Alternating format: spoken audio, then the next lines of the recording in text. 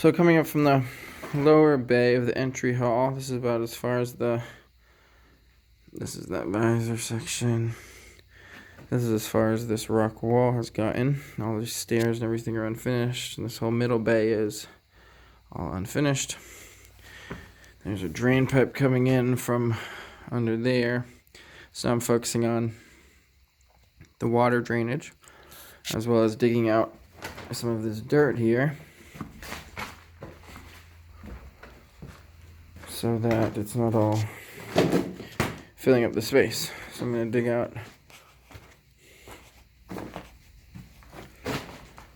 a lot of this dirt, and then be able to move this, and we'll see how it goes. This is about halfway through moving the dirt. Hey, so as I've been excavating the dirt out of here, which is really, I'm excavating out the back wall of the original U tire structure that I built, which is south facing, so I'm basically on the north side here. And so there's insulation that I got recycled from the next door business that I put up against the tire wall. All the tires are from nearby auto shops. And so I had insulated the tires, then put plastic over that insulation, which is what you see right here. And then I had put a earth berm up against that as kind of like similar to like siding. So the plastic keeps the water off of the insulation keeps the tires on the other side warm. On what you can't see on the other side is the opening, which is open to the sun. There's some solar panels up top, so that was my first little structure. You can actually see into here. Let me take a little peek at what it looks like in there. I think it might be locked. I don't know if it's locked, but basically the greenhouse is out front. So there's just this one room. You can see the far wall there with the tunnel is outside the room, but the door frame.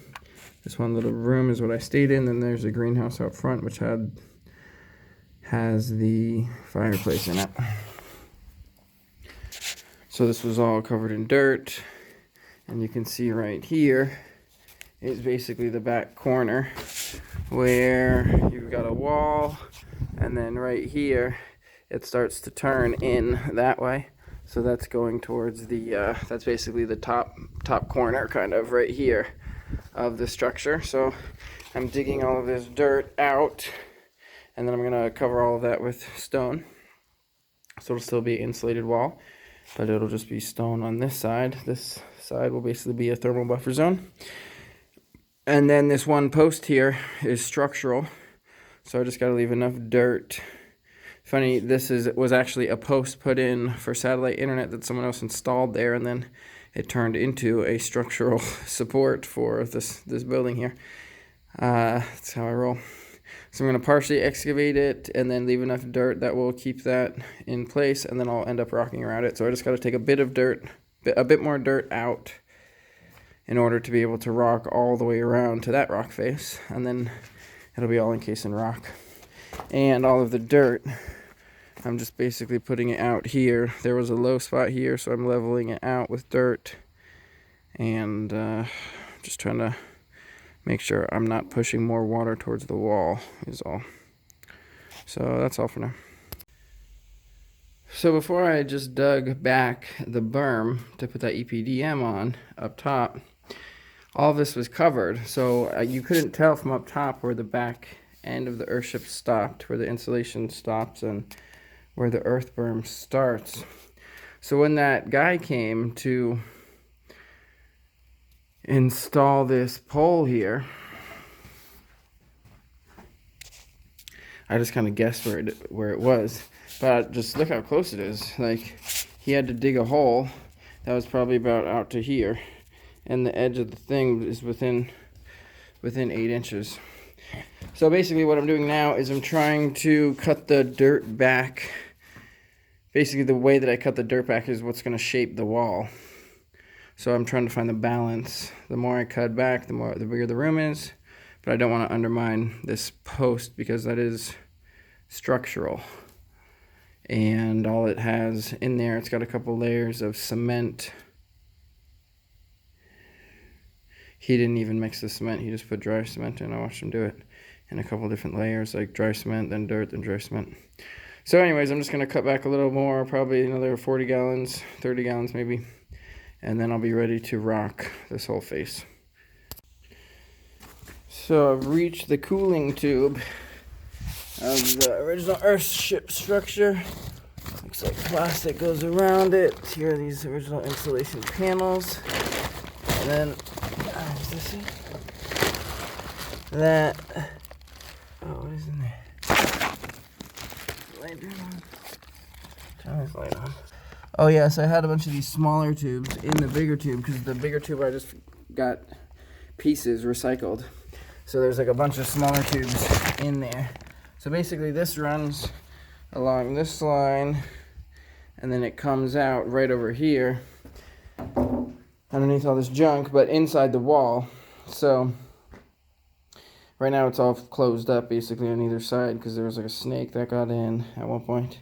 But basically once this is all set up, that will be a ventilation into the Earthship structure over here.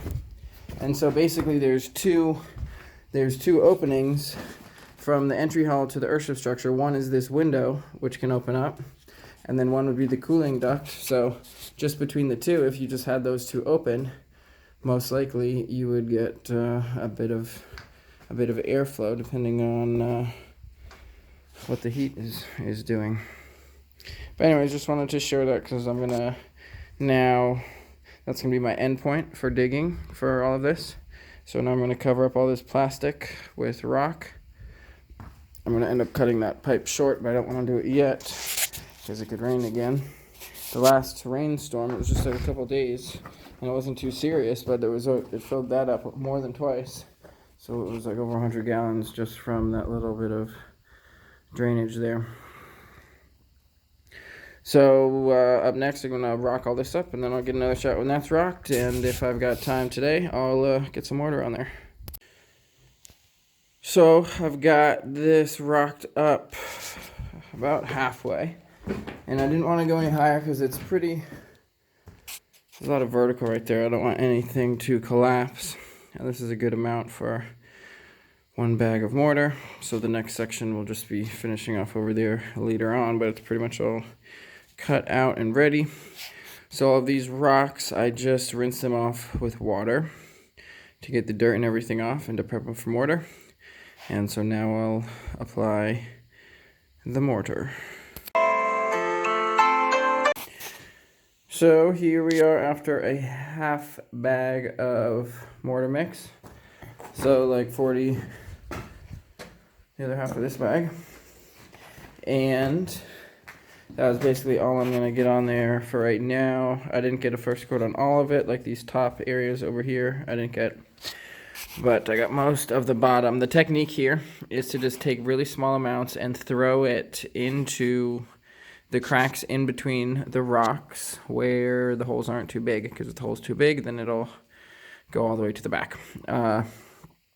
And don't touch it at all as far as trying to smear it or anything on the first batch.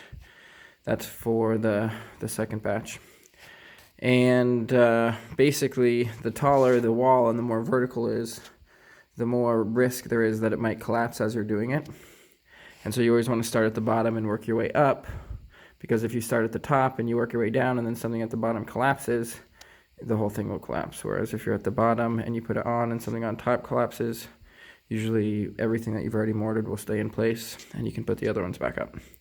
So this will make sure that the ones that I just put up will stay in place. It'll make it easier to put the second coat on, basically be able to cover it all the way up to there, and then cover the rest of this with rock.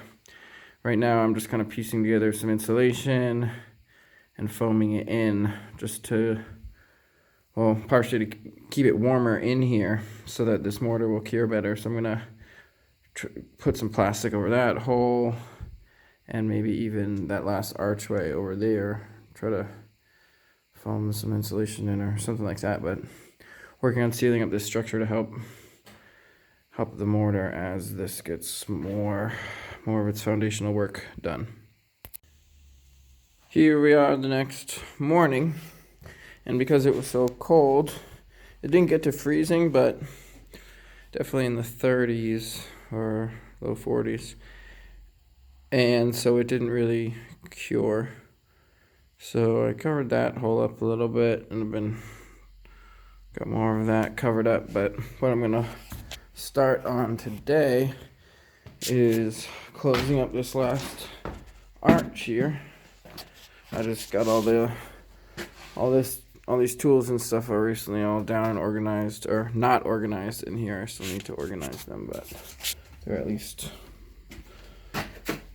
mostly in this lower bay area. So I've got this door here, which I don't know, I got somewhere off the side of the road or something. And somehow I'm going to frame in this door into this opening, and we'll see how it goes. Framing this door in. We'll finish. It's going to be really cold though. It's getting into the 20s. So having this sealed up will be definitely a necessity to be able to do any mortar in here. So this is the second batch of mortar on the rock wall. At this point, I think I've gone through just over 2.5 bags of mortar mix. So that's a total cost of, I don't know, $10, $15. All the rocks are free, obviously. And if you remember, or you can kind of see as well, that's right up against that original Earthship structure, up until right here, where the Earthship structure goes back, and then we'll rock up to the dirt wall. Then I'll end up putting lath over that, and it'll all get mortared all together. And once it all is mortared together, it'll help reinforce this post here. So I decided to do a second batch before extending the rock wall. And the second batch was also throwing the mortar on, not smearing it. So it's actually pretty much the first two. Well, it depends how you do it, but pretty much the first two batches.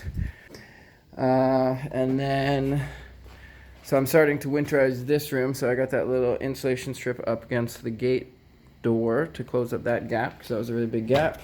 This gap is fill. There's just that one little one above that window, and that one up in the corner that I forgot to get.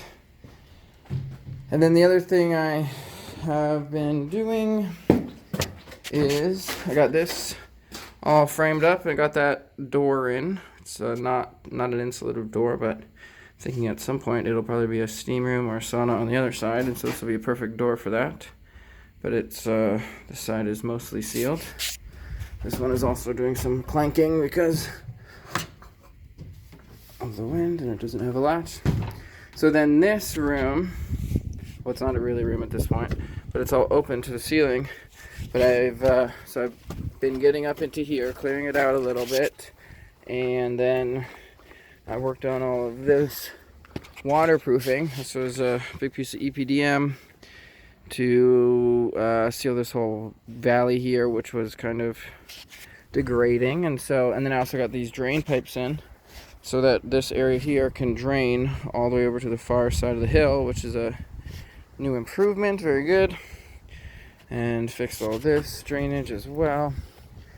And then the other thing I just did today is filling this gap here. That was where that aircrete I'd filled it with aircrete, then it collapsed, and so I did basically a full bag of mortar in there with a whole bunch of rocks. So it's basically cement. There's just no small aggregate. It's just mortar and then big rocks. And we got rain incoming. Let's see how cured this is. I think it's still soft. Yep, definitely still soft.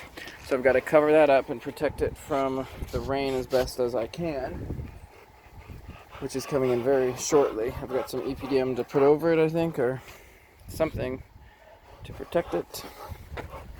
And I would really like to, like all the metal is there, I just need to mortar over it in order to connect this tire wall that I'm standing on, which was from the first year, over to the garage along the whole length. The issue is that there's a low spot there, so water will collect. So there's a bit of a drainage issue over here, but if I don't do anything, when this gets snowed on a lot and then it builds up snow, the snow will collapse it and bend this metal, which will be a pain in the butt because I've already got it into place. So if I can, I'm going to try to find an opportunity to finish mortaring all of this that's already up there. But the opportunities are slim with the weather getting colder. So we'll see. But basically, this is, I'd like to have a door up here. And then this room here will have its own little area. Right here we got some cords going through. Like the power bank is right on the other side of this tire wall basically. And there's an opening to the garage. So it'll be really good to have this area closed in if I can close it in. But it was good to at least get this part pretty much sealed up so that it'll help to keep the entry hall warmer.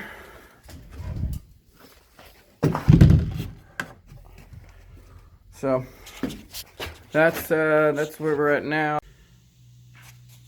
Made a little bit more progress on this here rock wall. So we got it all wrapped around to the far side, and I just got it wet. So now we're gonna mix up some mortar. So after a bag and a half of mortar, got some coverage on all of it. Even though it doesn't look as good afterwards, it's still super satisfying knowing that it's not going to fall apart. And they don't have to get restacked because there's there's a lot of things more frustrating than that. But that's one of the frustrating things in life is when you stack up a bunch of rocks and then they fall. I guess it's more frustrating when they fall while you're applying the mortar, especially if you've applied mortar and then they collapse. That's the worst.